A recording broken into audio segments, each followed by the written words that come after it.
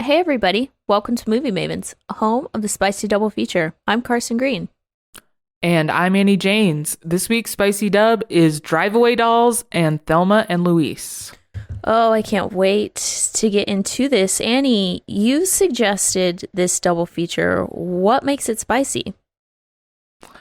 What makes it spicy is that we got two ladies escaping their home lives for some free woman time.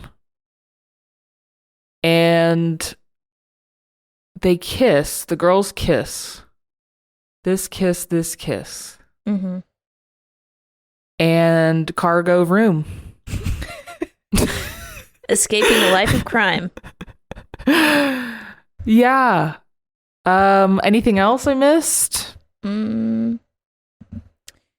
Accents. There's a southern accent. Accents in Texas. Yep. Just region in general is like important to both movies. Mm-hmm. Not having any money. Mm-hmm. One friend is like sleeps with a guy in the middle of their trip at a motel. Mm-hmm. A rando guy. Mm-hmm. Yeah, wow. There's a lot here. Yeah.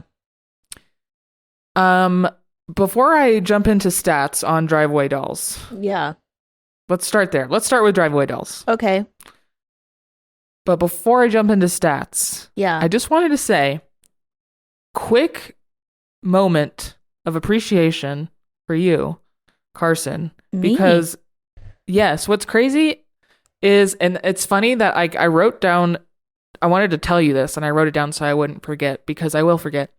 And then I didn't send you a calendar invite. I was sitting in an empty call as if I'm waiting on Carson, and I text her like, I'm ready. And then I'm like reading something else on my phone. I'm not seeing the text messages because I told you earlier what I was reading and I was really dialed in, as you remember. Mm-hmm. Didn't even see you texting, even though I'm looking at my phone. And you're like, hello, where are you? Did I miss a link? Because I didn't send you one. Anyways, I wanted to say though, I'm just realizing that I did all of that the same time I wanted to tell you this. But I appreciate you because we don't have to. Once we decide on a date to record, first of all, no, we're not on a schedule. We are busy women. Mm-hmm. But we don't need to, because we just check in. Hey, how about this? How about this? All right, cool. Yep. Mm-hmm. And then radio silence, or we can talk, but never about the plans. Uh-huh. We do not have a day of, we don't need to do the, hey, are we still on for... No longer. We are a well-oiled machine. Yeah, dude. I just jump on the call and I'm like, she'll be there. It's like the olden times. It's crazy. I like wrote you a letter like a week ago to like come visit me, and you did. Yeah, I appreciate it too. We are busy. Yeah. We have to see 2 movies every week. Right. And I want to watch more shit on top of that to stay relevant and to satiate my need for dopamine at the end of the night. Exactly. Wow, you said it, Queen. Yeah. Yeah, we don't need to be chasing each other around. We have shit to do. No. We have a pod to record. And we're there. It's like, we're professional. Thank you, Annie. A shout out to you too. You, thanks. You come up with the facts and you hit me with the links. Come up with them. I've been inventing them. They've never been facts. I've just come up with them. Oh, God. It's off the dome. I'm like, So, what have you made up for Drive Away Dolls? Allegedly, this movie came out February 23rd, 2023. Although, do you remember this was supposed to come out ages ago? In September, I had a ticket for it. And then it was the strike happened. You had a ticket even. I had a ticket. God, you got stood up. Yep. and it didn't come back for a long time. Yeah. It is written by Ethan Coen and Trisha Cook. Pause for the T. I say those names too. Do they mean anything other than the fact that I said Ethan Coen, a famous director? Who is Trisha Cook? I need to know. Ethan Coen and Trisha Cook are married, but Trisha Cook is a lesbian. And I'm like, I read that and I'm like, I need the fucking truth. I need the What is the Wikipedia page right now? I need a deep dive. Yeah. Like, what the and this is the thing. This was my second Trisha Cook Google of the day. First one, all I learned was she edited a lot of their movies. And I was like, well, that's cute. They wrote a movie together. Then fast forward, somehow find out I wanted to look into something else. I read an article. She went to NYU. They screened a movie there or did a talk there or something. And she knew somebody who knew somebody, of course, Hollywood, got linked up with the Coen brothers and was like, I'd love to be an editor's not intern, but apprentice, just bottom tier job in post. They're like, we have somebody already, but you know what? You can come on too, which she said was very nice. Generous. Then, I don't know how soon after, but obviously this is not Cool Ranch standards by today, but Ethan Coen asked her out and she was like, well, no, because I'm a lesbian. And he's like, well, let's hang out or whatever. And then they got married and had kids, but now they're still married. Whoa, that was crazy to delete. They're still married, but they both have their own partners. Good for them. I know. And she says that it's very hard to explain to her friends and her family. Yeah, I would imagine. I mean, yeah. It reminds me of Parks and Rec when April was like, this is my boyfriend. This is my boyfriend's boyfriend. As a lesbian who has a boyfriend, it is quite difficult. It is quite difficult to understand. Wow. Okay, good for them. Fun. Exciting. And how fun is that? They wrote a movie and they're together. Still collaborating. That's rad. Yeah. Or they wrote this, I think they wrote this a while ago. But whatever. I'm sure they got back together to write this. So, it's directed by Ethan Coen but I also read in the same article that she was shadow co-directing. And I'm like, okay, Ethan. Credit her then. Okay. Yeah. Ew. It's in the second Google of the day. I scoop that up. Ew, Ethan. So, starring Margaret Qualley, Geraldine Viswan. Ooh, I'm gonna do this one dirty, but I'm gonna give it my best shot. Viswanathan. Wow, I'm fun. sure I mistyped. I bet I mistyped that. That's my guess. Okay. And Beanie Feldstein and Pedro Pascal. And of course, everyone's favorite surprise cameo. If I'm giving people time to think if they know who I'm about to say, because he honestly is just that's his thing now. It is Matt Damon. I thought you were going to say Miley Cyrus. I thought you were going to shout out her cameo. Whoa, okay, that one was even weirder. but Matt Damon is always the one that's like, oh, Matt Damon's in this movie, all of a sudden. Yeah. That's his vibe. Yeah, it kind of is his vibe. So, it has a 66 on Rotten Tomatoes, and here's the critic score. That's the critic score. That's the critic score. Here is the description from IMDb. Jamie regrets her breakup with her girlfriend, while Marianne needs to relax, period. In search of a fresh start, they embark on an unexpected road trip to Tallahassee. Things quickly go awry when they cross paths with a group of inept criminals. Oh my gosh, what did you think? This movie was quite advantageous. It it overpromised and it severely underdelivered, unfortunately. I there was very few redeemable things about this movie. We've already touched on two. Number one, Dad Damon. Number two, Miley Cyrus. Oh, irredeemable? I mean, yeah, I was like counting down the minutes for it to be over. Oh, but wait, did you say Matt Damon being in it is irredeemable? No. These are the redeeming things. My bad. I just my brain skipped a beat and I was like, what was so wrong about him? Like, of all the things to complain about, I was interesting. No. These are the redeemable things. Yes. Is Dad Damon. Miley Cyrus. Yeah, and Miley Cyrus. Okay. And let me see. I liked the wardrobe. It was all right. I mean, I'm desperately pulling here. It was so confused. What season was it? Literally, what year was it? Like, we were in a parking lot at one point, and I saw my car that I had in 2011. Like, it was supposed to be the 90s. Right. Exactly. What's going on? But it did feel a little was off. Was it sloppy? At one point, I did have to ask myself, no, I don't know that it's... I don't know that I'd call it sloppy, but now I'm curious. Now I like want to ask my producer friend what he thinks, because he like really catches on to those sort of things.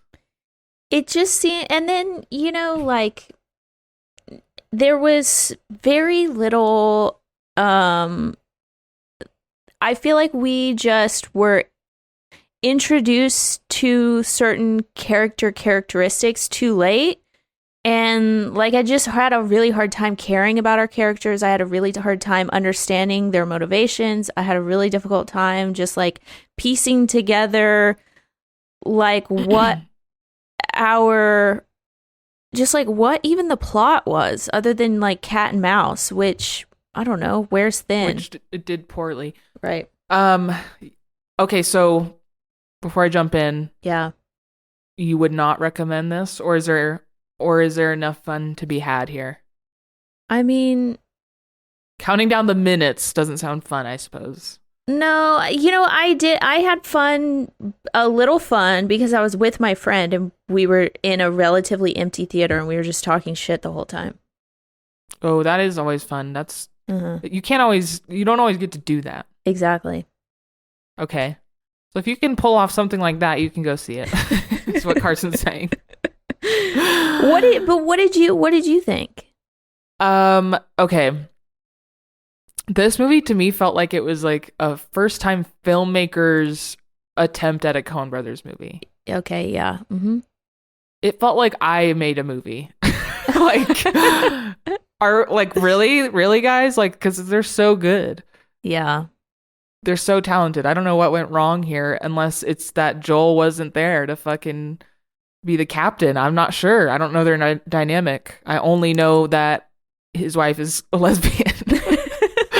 So, yeah, the characters, like,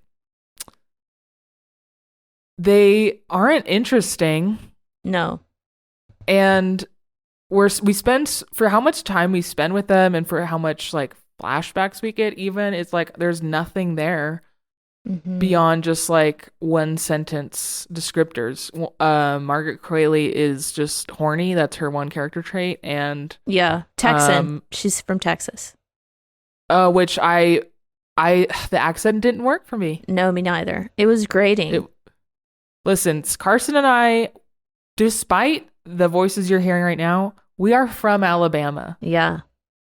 Mm-hmm. Fun fact. We got Southern roots. If anyone can critique, it's us. Yeah. T. So yeah, the characters aren't interesting. Weirdly, they're not even charming. I like Margaret Qualley, but it's probably just because she's gorgeous. Like, she's so beautiful. Like, I think that's kind of what it is. It's somehow really kooky, but it's not funny. It's Yeah. not funny enough. It's trying, and it like Mm-hmm. really rarely succeeded. Um, and I love your point about like it over promise, because like the promise, you guys, is that it's unapologetically be gay, do crime. Like Yeah. that's the promise, and I'm like, Mm-hmm. cool, let's go. And it doesn't. It just putters around Yeah. into very charted territory, Mm-hmm. charted by the Coen brothers themselves. Yeah. Let's What's the point? let's spoil the movie really fast. Oh, What hey, we're gonna spoil the movie really fast. Okay, so the twist And from the rest of the episode, sorry. the twist was that they were driving a car that had something of value in the trunk. Now, ordinarily, under any other circumstances, you would think it was a sack full of cash, right? Yes. Jewels, perhaps. Yeah. Tell me why they pulled out a briefcase with 5 dildos in it. I think that has something to do with Matt Damon's like sort of monologue at the end, which by now for me is incredibly foggy. Yeah. But it kind of was like painting this funny picture about like society and men, as if it were like it was kind of like doing a satirical turn the tables. Men are the victims here, as like a goof, because this movie is very like be gay, do crimes. Mm-hmm. And so I feel like it's connected to that in some way. Like it's like trying to be like a B movie, or it's trying to be like it's not trying to be campy, but maybe B movie. And it just tonally doesn't really work, because this movie's just all over the place. Yeah. It's very strange. Does that satisfy you, or are you just like, nah, it ain't shit, it's just trying to be weird? Like, how do you see it? That was just my very rough try. It's just really, it feels like a lesbian movie that's written by a man. Right. Well, we know that a lesbian did write it. Right. But she is married to a man. No, just kidding. I'm just kidding, Trisha. I love you, girl. I love your situation. Honestly, though, she's just like, it's hard to explain. I think she seems pretty rad about it. Yeah, good. I'm so happy for them. Anyway. I hate that they bestowed this hot pile of garbage onto us, though. That was inconsiderate. It's not only that, but it's like, to me, it's like a stain upon the Coen brothers' filmography. That sucks. Like, I want to love every lesbian movie I ever watch. I want to watch a lesbian movie and be like, hell yeah, I'm buying that on Blu-ray. Right. This one I want to scrub from my memory. Dude, what was up with the transitions? We were so close. We got a lesbian, but she was married to a man. Like, could we just got 2 lesbians to direct this? What was with What if? all the transitions, bro? Like, why were we the edits? Yes, the edits. Also, why did we spend so much time watching those like psychedelic interstitials? Like, where were the drugs? I don't know. I do not understand the psychedelic interstitials. It was all supposed to be like foreshadowing for Matt Damon, maybe. It was so unnecessary and dumb. Like, even just like the moment where they're driving and they're kind of having a sincere moment almost, and then it always ends before I know these people. Margaret Qualley is like, ooh, Giovanni's or whatever. I don't know the name of the pizza place. Yeah. And they just like skirt off the freeway, and it happens very quickly. And then they're there, and she's like, oh, I blah, blah, blah, really fast, bad country accent. I know this soccer team, or I know what goes down with the soccer. I was like struggling to keep up at this point. This is like an example of when I'm feeling lost in this movie. I'm like, wait, does she know these people? I thought they were like on a road trip. Like, is that how you felt lost, or did you feel lost in a different way? No, what you're describing is plot holes. And stereotypes. Of course, the entire soccer team is lesbians. Also, Right. let me point out another big fat glaring plot hole that I was like, unforgivable, cannot forgive this. Um, the friend, I don't even remember her name, um, leaves the party with the soccer team. She's on foot. A cop comes up behind her and is like, "Where are you going?" And she says, "Oh, I can't remember the name of the motel." Cut to 3 scenes later, she's reunited with her friend because she was able to conveniently call the motel. How? How what? How She did called the she? motel? Yeah, how did she know the name of the motel? Oh, because she didn't even know the name of the hotel. Uh huh. It was like that, but You had like to have your full 90s brain on to think through that. no. Well, she didn't. Not to think through it, but just to remember. I just like didn't catch it because I'm like, oh yeah, duh. She did not. She told the cop, "I don't know where I'm staying." Yeah, you're right. No, you're totally right. But then she called the place to get her friend to come pick her up. Like, how? Girl, did you suddenly remember it in your sleep or something? I don't know. It's just weird. But it was like there were so many minor moments like that that just add up to, did you guys even like who The mess. approved The mess this? that you're Yeah, seeing. it's messy. Yeah. Hmm. Why the head? Like, why even have the head? At one point, it just fully disappears from the movie. Oh, I guess that at the end, they what? Kick it? That's it? The dog runs after it? I'm like, we lugged that head around and had so many shots of that head for that to be the ending with it? Also, Am I right? why did Beanie Feldstein show up the next day with Girl the dog? paid for a day before flight and a dog thing to go drop it off and I then didn't. immediately left. I'm supposed to buy that? I didn't know cops made money like that. And she was a cop also. Even Beanie Feldstein I didn't really like. No, me neither. This Boo. also was way too, you know what? Also, it feels old. It feels like boomers making a movie about people our age or a little, or probably younger. Younger. Yeah. Oh, yeah. Um, let's see. Yeah, I just didn't care about anyone's problems. I didn't like that they utilized flashbacks. And honestly, like, I like the idea of what they were. Like, it's kind of neat that it's like she's bouncing on a trampoline and like seeing a naked woman, and that's like titillating to a child her age. Like, that is all interesting, but like, I did not know this person. Me neither. I already knew that she was gay. Yeah, it was like we were supposed to believe that she had some like self-oppression going on or something like that. Like she needed to be sexually liberated. I thought that's what we were working towards. That didn't happen. That was that was so wild because, oh my God, the way where it went, I was like, again, it wasn't believable. No. Even after they were fucking, it was like, I still don't buy this. No. It was weird. Right? None of the sex was like enjoyable for me as the audience. I was like, Yeah. oh, okay, this is strange.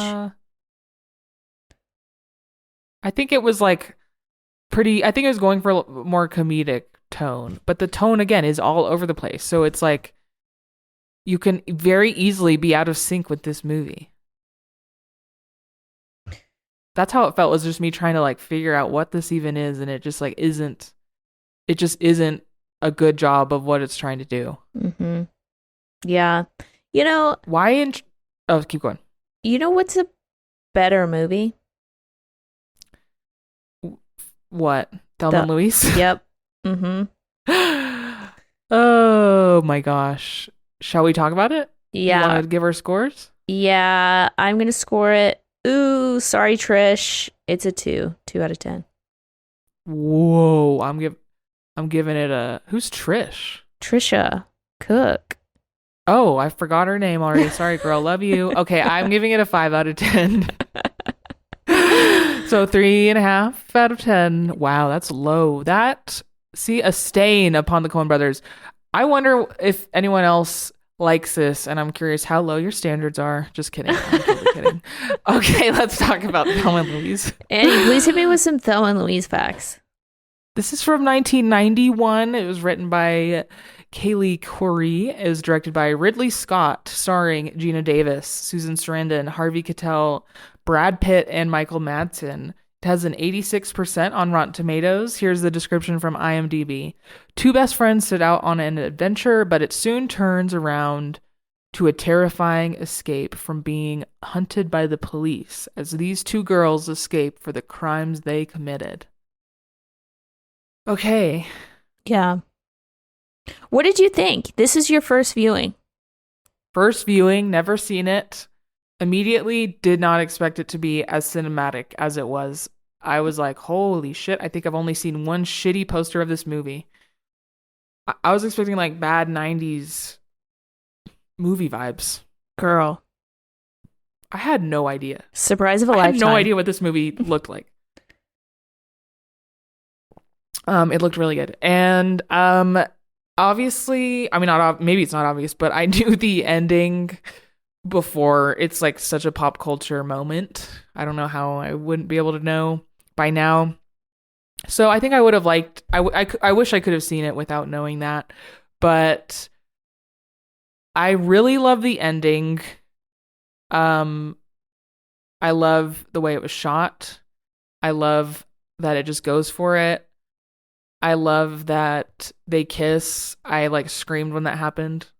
Movies are so good at baiting us with like, I don't know. Movies are really good at baiting us with, I feel like,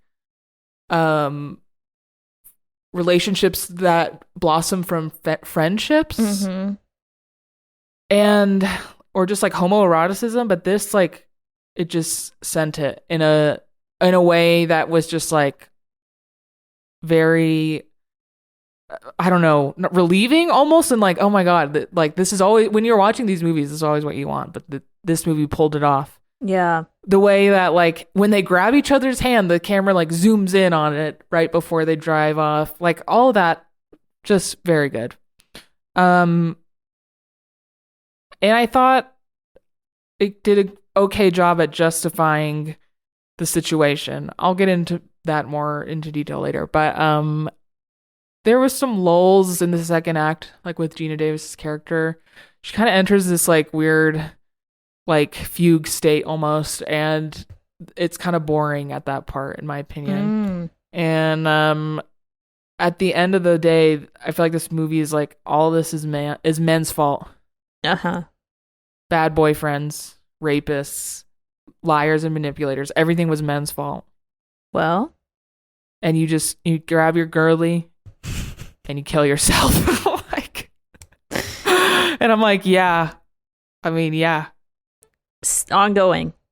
30 that's my review. 35 years later. Can relate. Yeah, like still relatable. She's still relevant. Okay, yeah, what did you think though? Well, that's more my overall thoughts. I watched it recently. I watched it like a few months ago. Yeah.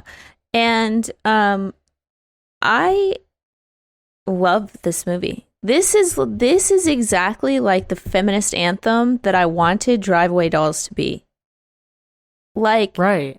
This is about womanhood. This is about sisterhood. This is about friendship. This is about just like finding who you are. This is like an adventure movie. This is a crime drama.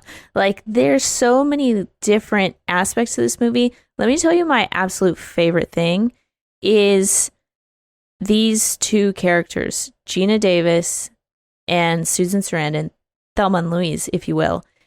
And they were set up and developed so iconically and so beautifully that like I know them. I know what they wanted. I knew their motivations. I could see their next move coming a mile away. I love that we got to spend so much time with them, and I love how intricately and just like comprehensively their characters developed. These are two amazing characters. If I were ever going to write a movie, I would study this screenplay. Yeah. Yeah, shout out. I think this movie had a lot more like nuance and deeper characters like in conflicts. Yeah. Like even like the moment when they go out to a bar in the middle or at the beginning of their road trip, and this is before anything really kicks off, and Gina Davis is like, all right, let's dance. And Louise, no, which one's Thelma? No, Louise is Susan Sarandon. Yeah, I think so. Louise is like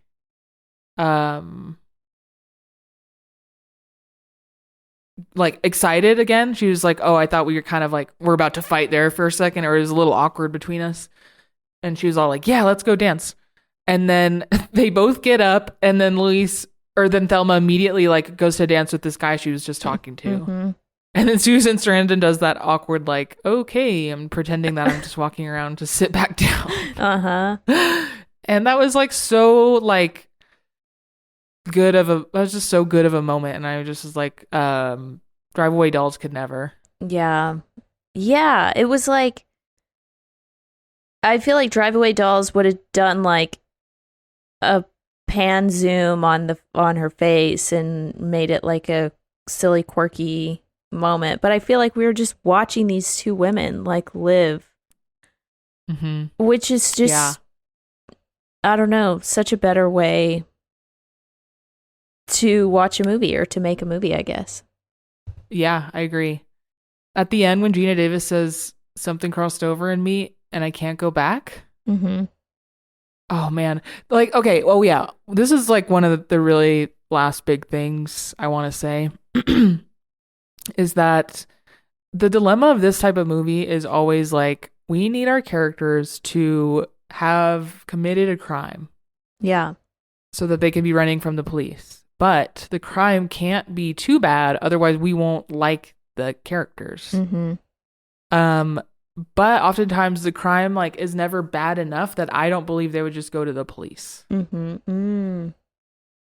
That's like Search Party was guilty of that whole show. Like so many of these moments are like not believable. The crime isn't bad enough. So I think that this movie did a pretty good job trying to justify why they ran and did what they did. Yeah. Yeah.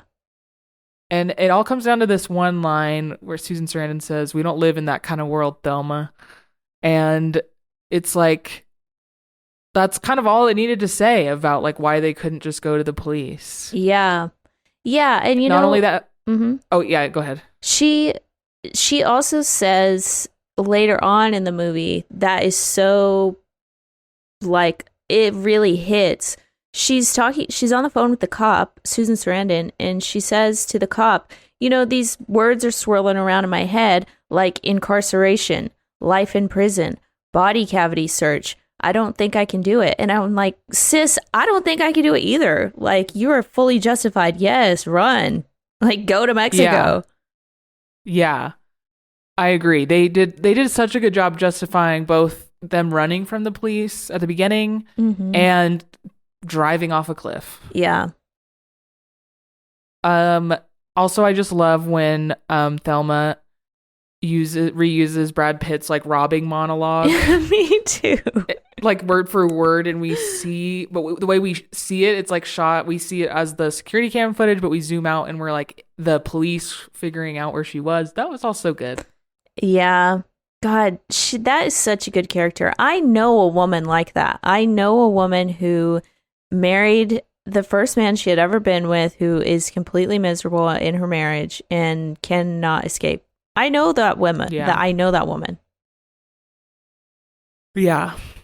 Just damn. That shot of Brad Pitt's body when they like panned up his abs was the female gaze. Thank God. I am so glad that we have that eternalized. That was literally the female gaze. I was like, oh shit. I am so, God bless Ridley Scott for giving us that for the whole rest of our lives. That's He's like, I know what we should film. that's like some of the shots in Saltburn. I'm like, God bless. Yeah. The whole bathtub true. scene. Sorry. Anyway. Oh. It's hard not to just bring that up any chance you can get. Okay, I'm ready to score this if you are. Okay, go on. I'm going to give it a 9 out of 10. Yeah, me too. Whoa. All right, movie mates 9 out of 10. Damn, what a good movie. All right, well, Yep. come back next week. We are watching Dune with our good friend Ben from 24 Minutes of A24. Okay, that's it. If you have a suggestion for a double feature in the future, write us on Instagram at Movie Mavens or send us an email at moviemavenspodcast@gmail.com. And that's it. Movie Mavens all the way out.